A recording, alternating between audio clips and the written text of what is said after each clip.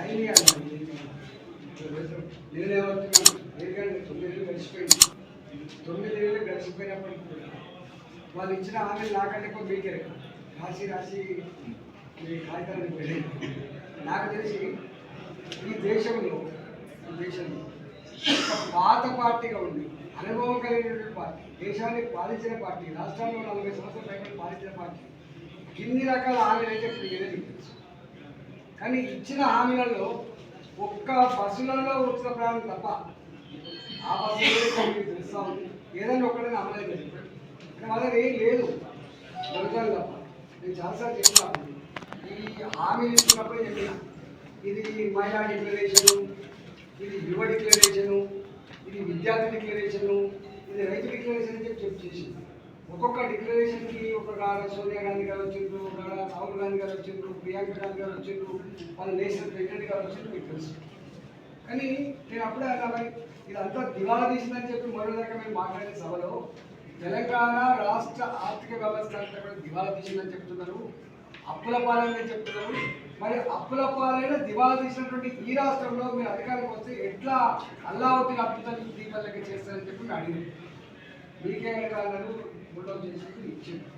అది మేము అన్నాం అన్ని పక్కన పెట్టి ఒక రైతుల మాకు విషయంలోనే నాకంటే ఎక్కువ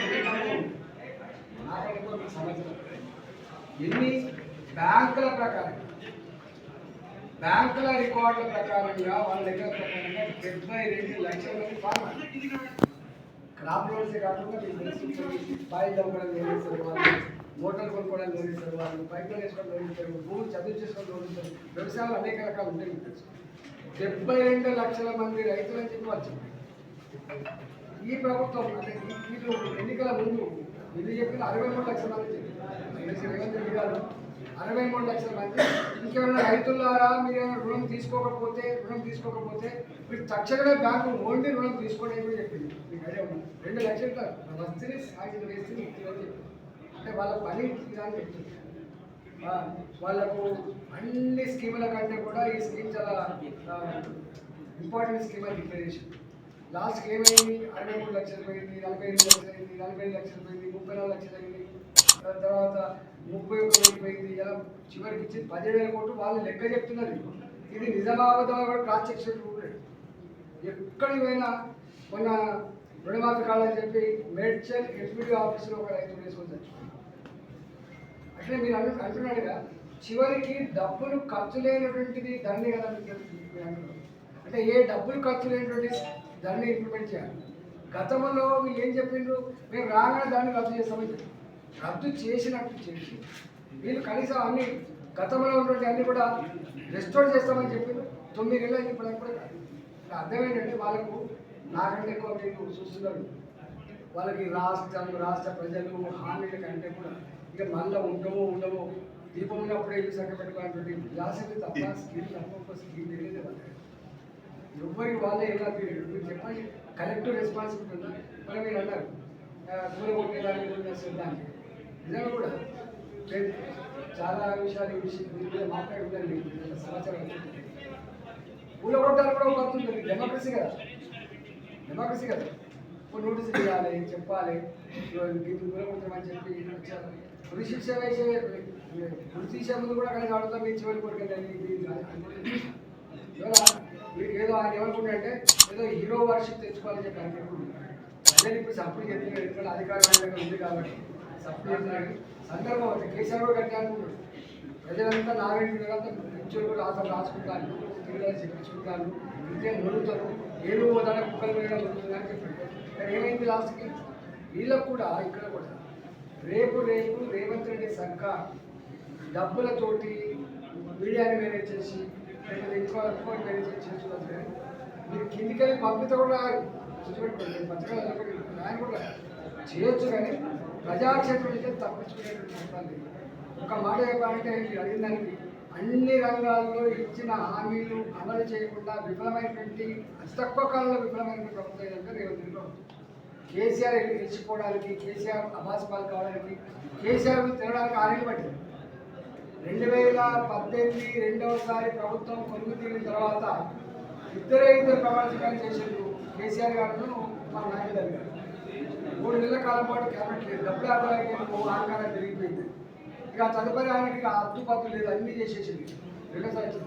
అట్లే ఈయన మాత్రం ఆయన బాధ్యత చెప్తుంది కదా, అమెరికాలో ఇక్కడ స్టేట్మెంట్ ఇచ్చినట్టు అబద్ధాలు ఆడేవాళ్ళని ప్రజలు నస్తారు,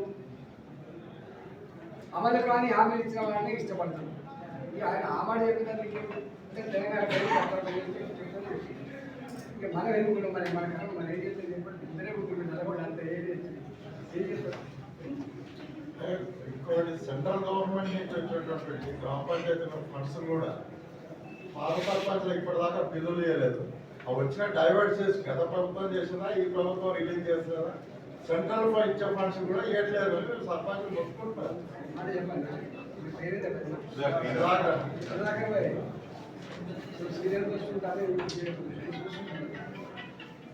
కేంద్ర ప్రభుత్వం ఎప్పుడు కూడా మీరు బాగా గుర్తుపెట్టుకోండి, నేను ఆర్థిక భద్రత చేసేవాడు. కేంద్ర ప్రభుత్వం ఎప్పుడు కూడా అమలయ్యేటువంటి బడ్జెటే పెడుతుంది తప్ప, ఆచరించే బడ్జెటే పెడుతుంది తప్ప పట్టిగా లెక్కల గాడి చేయరు. మీరు ఎప్పుడు చేయరు, మిగిలిన చూస్తున్నాం. వాళ్ళు బడ్జెట్ పెడితే 90-95% ఖర్చు పెట్టి 100% ఖర్చు పెట్టి 105% కూడా ఖర్చు పెట్టేట్టు ప్రయత్నించారు. కేంద్రానికి ఏం కావాలంటే ఇచ్చిన డబ్బు ఖర్చు అయినట్టుగా ఒక యూసీ ఇవ్వాలి, యూటిలైజేషన్ సర్టిఫికేట్ అంటారు. వీళ్ళు ఆ డబ్బుని ఎక్కడో డైవర్ట్ చేసుకొని వాడుకొని ఆ యూసీ ఇచ్చే పరిస్థితి, యూసీ ఇవ్వకపోతే మళ్ళీ పైసలు వచ్చే పరిస్థితి. మనకి ఇండియా మన విపత్తు నిధులు 1364 కోట్లు 65 కోట్లు కేంద్ర ప్రభుత్వం లెక్కుంది ఉన్నట్టుగా, కానీ 5 బిల్లు లేదు ఇక్కడ. ఎందుకు లేదు అంటే ఈ 1365 కోట్ల రూపాయలు ఎక్కడ ఖర్చు పెట్టామో కేంద్ర ప్రభుత్వానికి ఒక యూసీ ఇవ్వలేకపోయింది. అందువల్ల మీకు ఒక్కటే కాదు, 1,00,000 కోట్ల రూపాయల బకాయిల్ని గుర్తుపెట్టుకోండి. 3 ఏళ్ల క్రితం 4 ఏళ్ల క్రితం చేసిన వాళ్ళకి కూడా బిల్లు వస్తలేవు.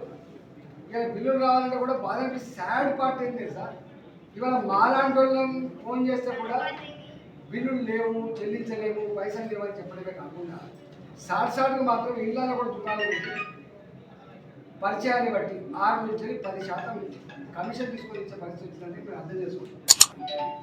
చిన్న కాంట్రాక్ట్ 10 లక్షలు, మీరు అన్నట్టుగా గ్రామ పంచాయతీలో పనిచేసినటువంటి వార్డు మెంబర్లు కావచ్చు, సర్పంచ్ కావచ్చు, ఎంపీటీసీలు కావచ్చు, ఎంపీలు కావచ్చు, జిల్లా పరిషత్తులో ఉన్నటువంటి ఎంపీటీసీ కావచ్చు, జిల్లా పరిషత్ కావచ్చు, వాళ్ళు పనిచేసిన దానికి ఇప్పుడు 3 ఏళ్ళ నుంచి బిల్లు లేవు. ఆనాటి ప్రభుత్వం ఇవ్వలేదు, ఇవాళ ప్రభుత్వం 9 ఏళ్ళ నుంచి ఇస్తుంది.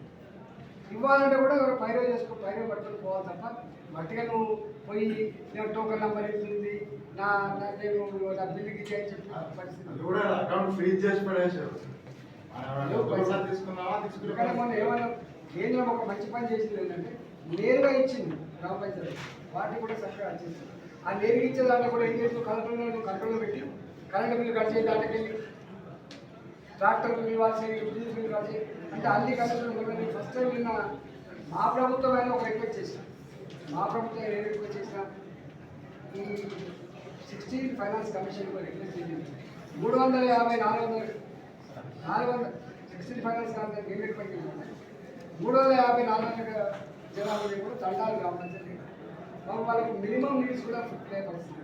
మేమన్నాం జనాభా ఏరియా ప్రకారం మాత్రమే కాకుండా చిన్న గ్రామ పంచాయతీ ఉదాహరణగా కొంత డబ్బీ అంటే అవి సస్టైన్ అయితే లేకపోతే సస్టైన్ అయ్యే పరిస్థితి లేదు. మీకు తెలియదు సఫాయి జీతాలు తెలియకపోతున్నారు. అప్పుడు అది మేము రికమెండ్ చేసాం. కానీ అంటే ఎంత దారుణం అంటే ఇట్లాంటి పరిస్థితి మనం ఎప్పుడు చూడలేదు. ఈ మాట మనం రేవంత్ రెడ్డి వెయ్యి నేతలు మీకు కథ కనబట్టలేవా, మీకు చెవులు పడతలేవా, మీకు అర్థమైతే లేదా, మీకు జ్ఞానం లేదా అని మాట్లాడతారు. ఇది చేద్దాం మా కర్మని కర్మకి ఎన్ని ఇట్లే ఉంది. ఇవి చెప్తాడు గంట చెప్పినప్పుడు కేంద్ర నాయకత్వము కేంద్రంలో భారతీయ జనతా పార్టీ సభ్యత్వాలని ప్రపంచ స్థాయిలో విజయంగా పెంచాలని కేంద్రం ఆదేశాలు జారీ చేసింది. కానీ గ్రామీణ ప్రాంతాల్లో కూడా భారతీయ జనతా పార్టీ డెవలప్మెంట్ కార్యకర్తలు పట్టించుకోలేదు, పార్టీ డెవలప్ చేయలేదంటూ కార్యకర్తలు కూడా చర్చ నడుస్తుంది. దీని మీద కామెంట్ చేస్తారు. ఎవరిని పట్టించుకుంటూ చూడలేదు. గ్రామ స్థాయిలో గ్రామాలను పట్టించుకుంటాడు, మండల స్థాయిలో మండలి ఎవరికి వాళ్ళే కూడా. తెలంగాణలో బీఆర్ఎస్ పార్టీ కన్నా బీజేపీ స్కోప్ ఉన్నప్పటికీ మాత్రం కూడా భారతీయ జనతా పార్టీ నాయకుల మధ్యలో ఉన్న గ్యాప్ వల్లనే పార్టీ ముందు పోతుందని కూడా కార్యకర్తలు చేపడుతున్న చర్చ నడుస్తుంది.